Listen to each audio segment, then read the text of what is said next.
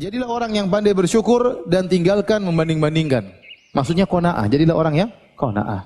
Orang yang qanaah. Nikmati yang ada, maksud saya demikian. Nikmati yang ada. Anda punya rumah misalnya 10 kali 10, nikmati yang ada. Anda punya rumah kebetulan 6 kali 4, nikmati yang ada. Udah ini yang ada, Allah berikan, nikmati yang ada. Ya. Jangan suka banding-bandingkan. Kalau kita banding-bandingkan, kita tidak akan pernah bahagia. Dalam hal apapun, kita bandingkan diri kita dengan orang lain, kita enggak pernah bahagia. Bandingkan orang lain. Ibu-ibu misalnya duduk, dia sudah cantik padahal. Tahu-tahu lihat ada ibu-ibu yang lebih kurus, lebih cantik, lebih anggun, langsung sedih dia. Kenapa? Dia bandingkan dirinya dengan orang tersebut. Ya ngapain nanti bandingkan sama orang lebih cantik? Ngapain? Jadi jangan banding-bandingkan, sudah bandingkan, bikin sedih hati ya. Nikmati yang ada. Anda punya rumah seperti itu, Anda punya anak-anak begini, punya suami, nikmati yang ada sambil mengadakan perbaikan ya. Tapi enjoy dengan apa yang Anda miliki. Itu namanya dengan qanaah. Hidup, gaya hidup tidak dibuat-buat. Ya, keluar daripada kemampuan seseorang ya. Kalau kita banding-bandingkan, kita yang susah sendiri. Coba bandingkan istri kita dengan istri orang lain. Ya, kita akhirnya menderita sendiri. Lihat istri orang mungkin ada yang lebih cantik, akhirnya istri kita tidak kita cintai. Akhirnya pulang-pulang kita marah-marah terus sama istri kita. Kenapa? Kita bandingkan istri kita dengan istri orang lain. Kita sendiri tidak bahagia. Bandingkan anak kita dengan anak orang lain. Anak orang yang lebih banyak hafal Qur'annya, anak orang lebih berhasil, anak kita kemampuannya segitu. Terus kita harus paksakan dia seperti anak orang lain. Jangan, antum sendiri. Sudah Allah kasih rezeki kita seperti ini. Sekarang anak kita yang kita paksa, yang kita marah-marah, yang kita omel-omelin, ya. Padahal kita tahu kemampuannya terbatas. Kita dulu kecil aja malas baca Quran, sekarang anak-anak disuruh hafal Quran. Ente aja bahlul mau. Maksud saya kita semangati anak-anak, tapi jangan bandingkan akhirnya dia harus seperti si fulan. Ya susah.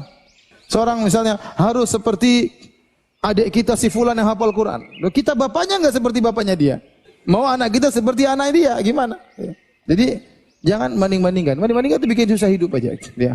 Nikmati yang ada, enjoy yang ada. Ada kurang baik kita perbaiki. Dan kita akan hidup lebih bahagia. Saya sini sampaikan pernyataan dari Imam Syafi'i, "Idza kunta madza qalbin qanu'in fa anta wa malikud dunya sawa'u."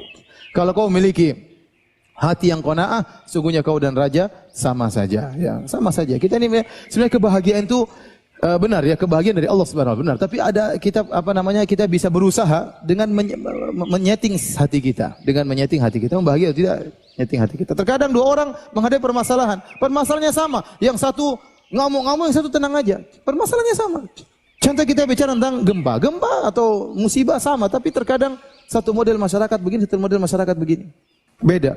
Jadi sebenarnya kebahagiaan itu bisa kita usahakan dengan kita menyeting hati kita. Sebagian orang datang kepada saya, "Ustaz, saya ada masalah besar gini-gini, apa masalahmu?" "Ah, masalah ringan aja bilang besar." Saya langsung gitukan aja.